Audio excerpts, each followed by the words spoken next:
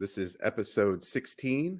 I have a great guest today, Bridget Foley with Move for Hunger.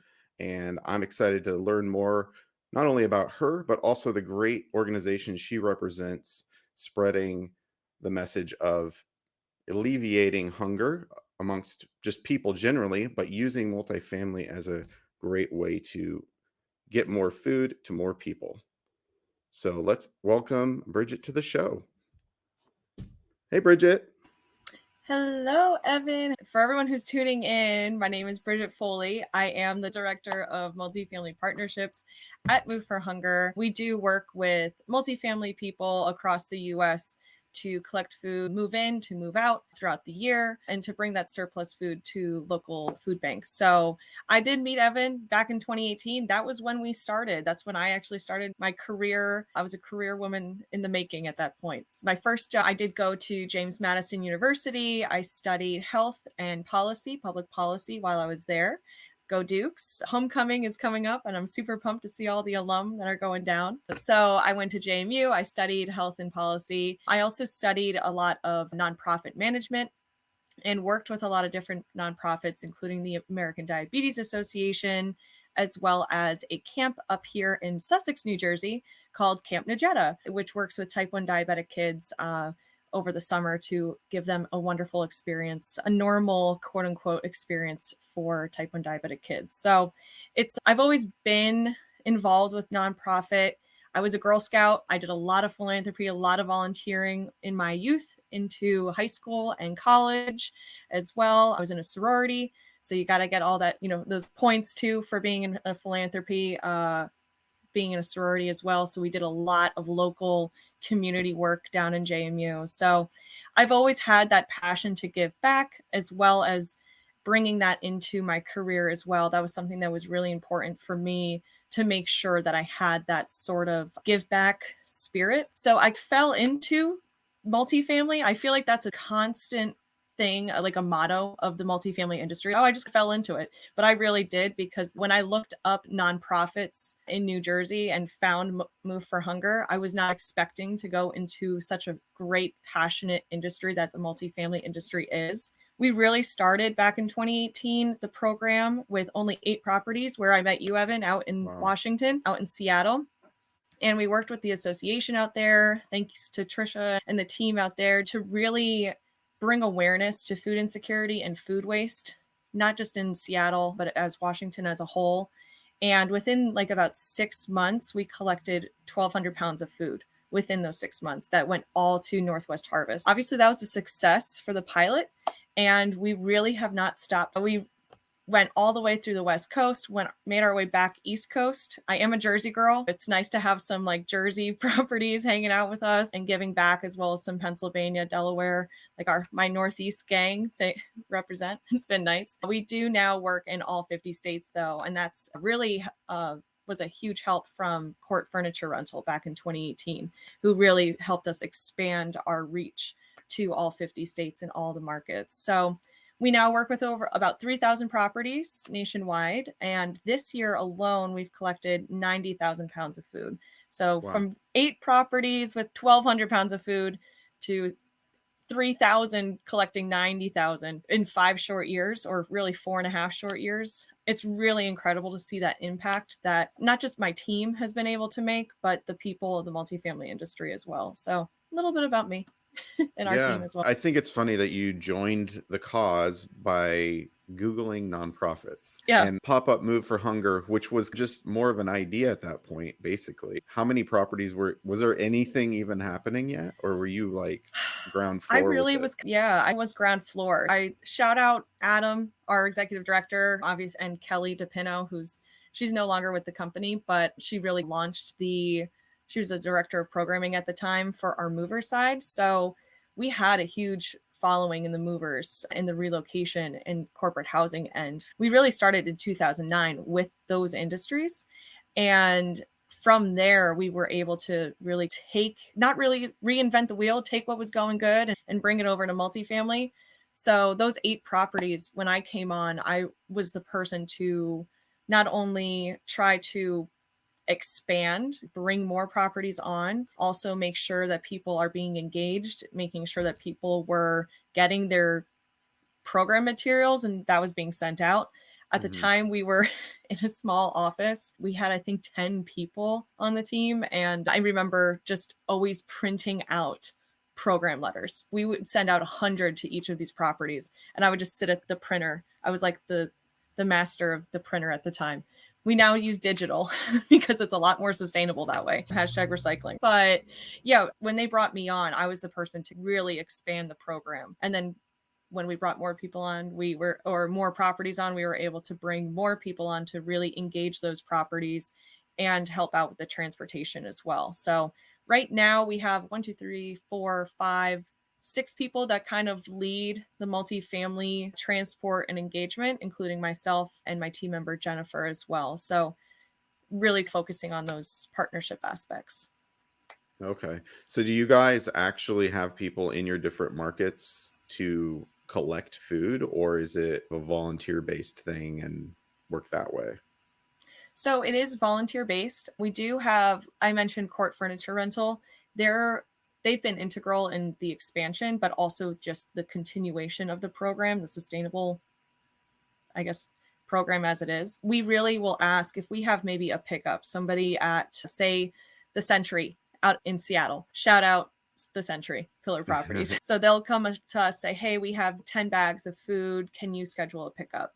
My team will then talk to the court team out there, say, hey, we have 10 bags. Can you go and pick up the bags within 30 days?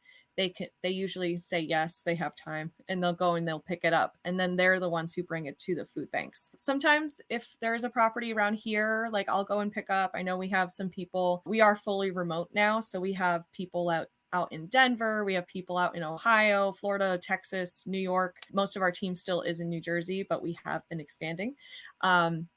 So sometimes we have some people go and pick up, but most of the time it is volunteer based, mainly on the supplier side. Yeah, that's great that you guys have people participating beyond just collecting some food at their property. What's typically the amount of food that you see wasted at any given property? Like an average size property? What's normal? Yeah, I would say, I mean, the average right now nationwide in just a household, we do waste about 35% across the US. I believe it's like 18 billion tons or something. It's like an insane amount of food that's being just thrown out. Is And that specifically during moving, or it's just is that's just that like that's from harvest all the way to your mm, dinner plate and being able just tossing and wasting food. On the move outside, I would have to actually look at that number. I think Adam Bianco probably knows that number. He's my fact checker. So we know it's at least 90,000 that would have gone to garbage. exactly. I would say the average that our properties that participate in our program, they do collect about 250 pounds per property. And that's Mm, through move in to move out. And that's people who are just participating with us. So imagine if we had every single property like in the multifamily industry collecting times 250, that would be an insane amount of food that would go to the local communities, not just from Texas to Maine to Ohio. It would stay in right. that local area. That's cool. So do you guys still work with movers, or is it strictly you're working with multifamily now? Yeah, so we do have a lot of movers that are more in our like secondary, tertiary markets that we work in. They'll work with us there, at least on the multifamily side. Our movers also really do a ton of work with our bulk and fresh food programs, which have been piloted since 2020. Those were some new initiatives that we started then. So they'll work on that. They also do their own food drives, they do their own kind of local stuff. Like I said, we started this program back in 2009. Adam's family they're a moving family as well. And if you go into a mover conference, everyone knows like Move for Hunger. And it's very different than like a multifamily conference where I have my booth and I'm like, hey, what's up, guys? I'm Bridget. And they're like, oh, Move for Hunger. That's a great idea. Where I feel like on the mover side, they know about us. They're already doing it. It's part of their program. It's part of their business model from pitch to move out to move in, move out. It's already been part of their programs for 10 years now. So it's a little bit different, but we do love our movers. Our movers on the multifamily side are really great and help pick up and do so much work for the multifamily side. That's cool.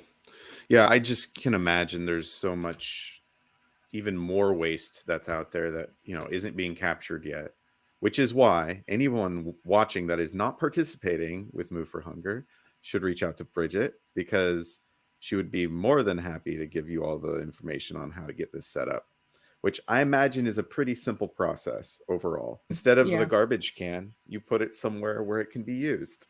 exactly.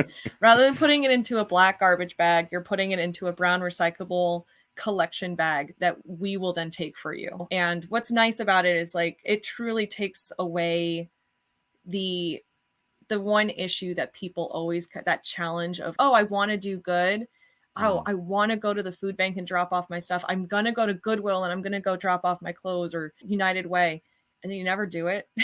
So we're taking that like guilt off almost, I would say, and saying, okay, we're going to do this for you and you're going to be able to help some people. This is the number one thing that food banks, it's the number one challenge that they see when people are bringing food in. So we are that's our differentiator there, that we have that logistics network of over 1,100 movers and supplier partners that are willing to assist in that portion there. gotcha.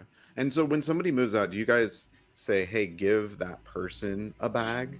Or do they wait until they move out and during cleanup, they put food in bags? So it depends on how the process is already in place at each property. We don't want to add more work. We're not here to do that. We're here to make it easy, simple, and already part of your process.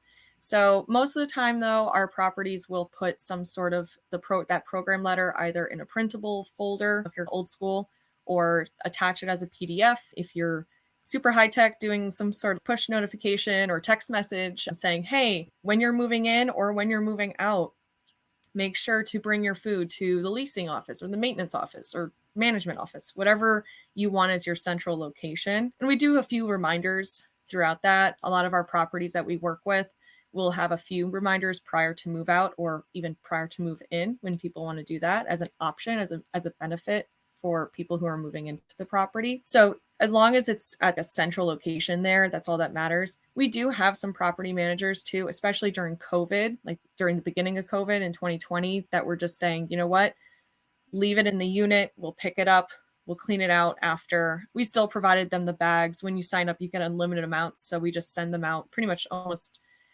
we send them at least 3 times out a year to each property. And so you have enough bags to make sure that Yeah. all the pickup is there. The food that needs to be picked up is in those bags. But yeah, sometimes they'll just leave it in. But I would say most of the time it's on the property, on the actual resident to bring the food to like the property manager and drop off their keys or drop off whatever last minute things that they might need signed. Yeah, no, that's good. Yeah, I've become well aware of all the waste just from what I've experienced. And those are just few instances. I'm sure every property manager is even more well aware of how much gets thrown out.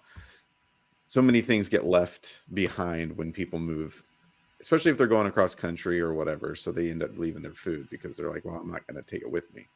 I So, see so many photos. If I go to some of these regional trade shows, the property managers who we either work with or I've known for a few years now, they come up to me and they're like, look at what I just had to deal with. And it's like bikes, furniture, food. It's just all there. And unfortunately, we don't work with furniture, clothes, and things like that. But we usually do have really great connections within local industry, like partners in those areas. So we'll make the connection and we'll make sure that it's a little bit easier on you guys. But so we only really focus with non-perishables right now. got it. Yeah. But maybe the future, who knows, when Who you knows? guys blow up even more. Exactly. And then your guys' current funding, where are you funded and how can people help with that? Yeah. So most of our funding does come through like grants, corporate sponsorships, partnerships, things like that. We do ask for all of our properties that sign on we do ask for a $250 annual donation. And that's just one time from the calendar year. So you just sign on and we'll send out the bags. We'll do a training. We'll make sure everybody's up in our systems so that when you guys collect food, you'll make sure like it's actually being integrated into our system so that we can do some reporting and send out that data. And once that's all kind of set up, we'll work with you on a strategy, doing a quarterly food drive, things like that. But yeah, that's that portion. Then, of course, we do have individual donors. We do have sustaining donors as well. We do have a team Move for Hunger, which is our running and walking, marathoning kind of team. I am none of those things, so you will not see me doing that, but I'm very happy that we do have some people. I think we have 9 participants this year. We actually have our first time. We have some bids in the New York Marathon, which is amazing. Some big moves on the Team Move for Hunger side. And of course, yeah, like our year end, a lot of year end giving. A lot of people like to give at the end of the year from an individual donor's perspective. Nice. Yeah. And if anybody watching or future watching wants to give, I'm sure they would more than be just Yeah. happy to take the donations. Yeah, no, definitely. And so you can go on moveforhunger.org/donate if you want to donate. I know we were giving out these fun t-shirts. I don't know if you guys can see it. It says Fight Hunger. We were giving those out during Hunger Action Month in September for every $50 donation. So usually we have some sort of cool thing going on, but Cool. Thanks for sharing about all that. So I'd like to kind of transition and talk a little bit more just about you. And I know you shared a little bit about your background and how you got into what you're doing. Being that you started at a nonprofit, straight out of college, ground floor, like what's that been like for you personally, professionally, the learnings that you've gone through in that whole process? I have learned so much. And I really do thank the senior leadership team for allowing the space to develop not just the program, but myself as a professional as well. Being able to take risks and to say, you know what, we're going to go to this event, we're going to do XYZ thing, or let's be creative with this sponsor or this property, and we're going to do a social media campaign for this thing. This sounds fun. Being able to take those risks and be really creative, I think has been super helpful, not just to my own development, but also my professional development as well. I've been around the longest on the multifamily side, so it's been nice to have that like knowledge in the back of my head as well and be able to make wonderful friendships on the multifamily in the multifamily industry. Not only being able to do keynotes and podcasts, develop relationships in that regard as well, and work with public speaking and writing as well. That's been really great. We've been able to take a lot of really cool and interesting ways to engage not just our properties, but people that have already been working with us, like our relocation and mover program participants as well, being able to bring them into a new, fresh idea and bringing them into new markets that they may not have been able to work in. So I guess long answer short it's been really nice to just let my wings fly and just let it go and just have some fun and be able to develop my own personal brand in that way. No, that's cool. Yeah, because to be able to do that right out of college that's pretty unique. Most people don't have Yeah. that kind of opportunity. So it's cool that you were able to jump in and just take risks, try new things that don't Mhm. work, try something else. That's the way it goes in business and everything. So Yeah. that's really a great experience that you've had. I'm very grateful for the team that we've had. Is there any other people that have been influential in kind of you developing and even things you've maybe taken, like classes or anything like that?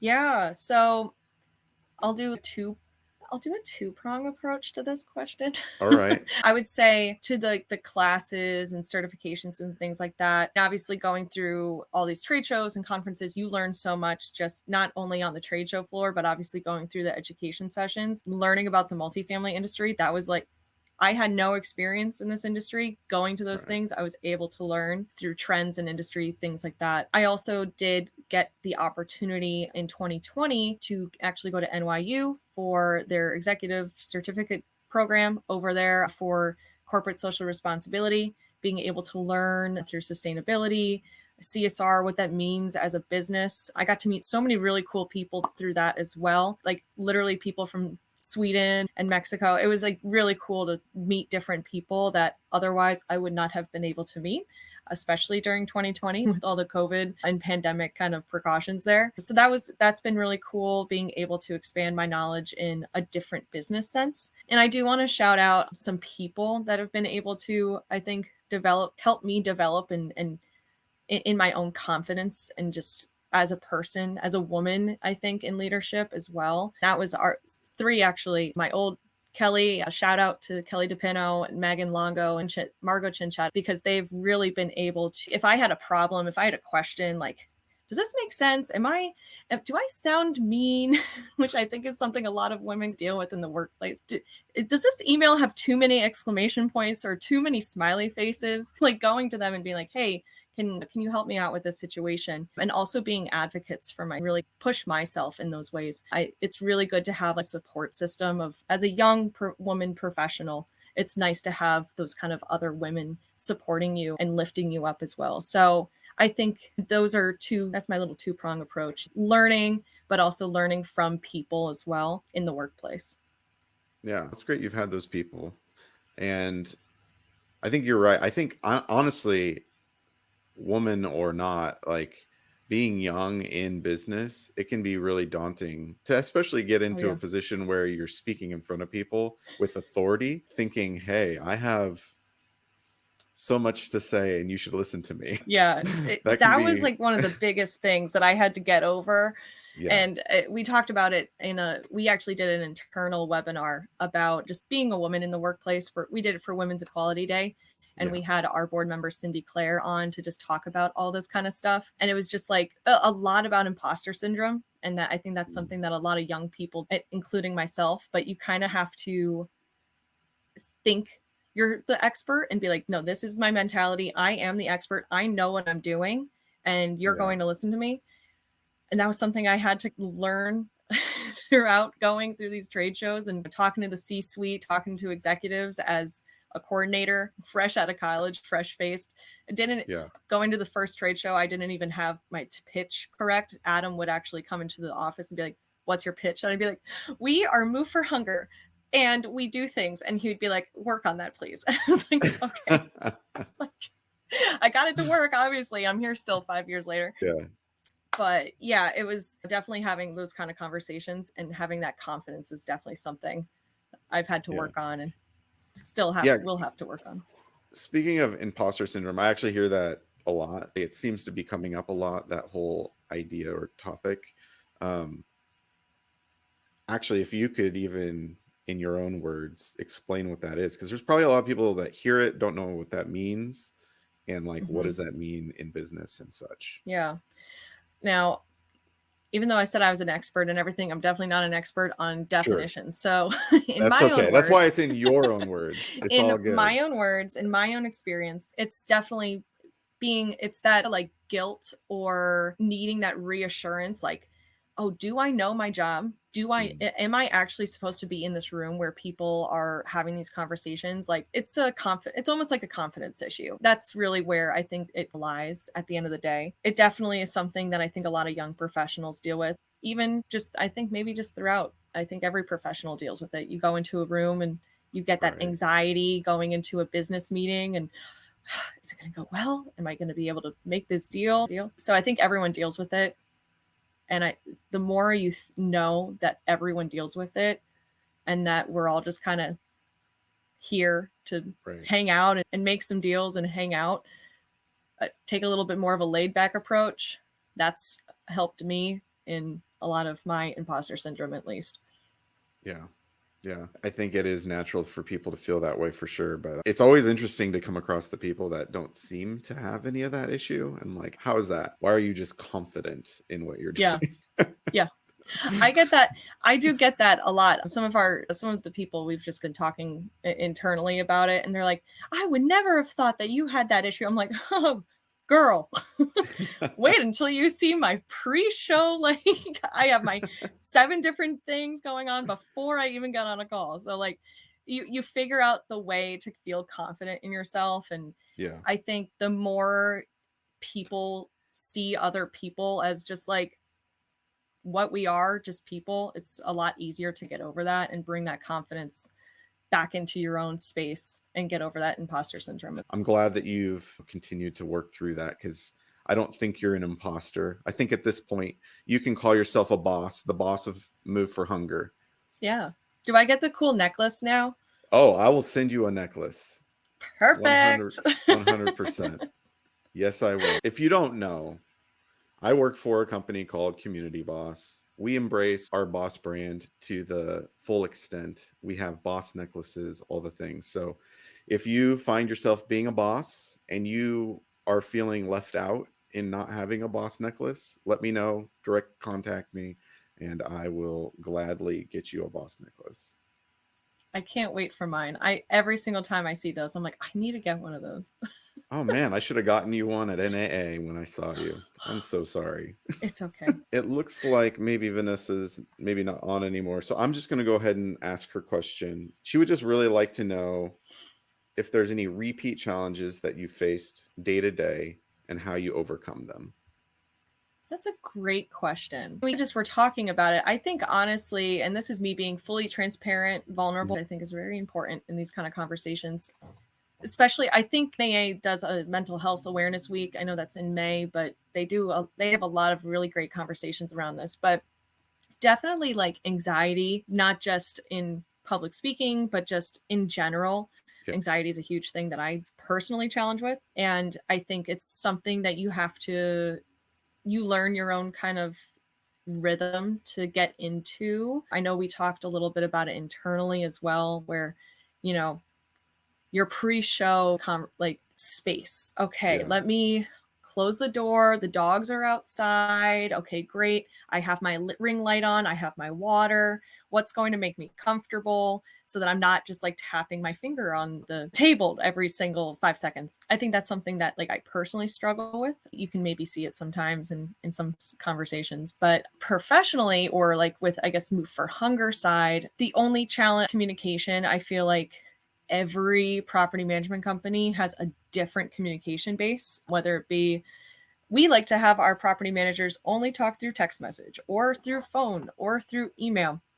And I think figuring that out has been a wave of figuring out, not just myself, but with Jennifer as well on my team, which is like the communication side that this person likes to learn from. I have a bunch of multifamily people in my contact list that I'll just shoot them a text message or I'll shoot them something and be like, hey, XYZ, can we meet up for this?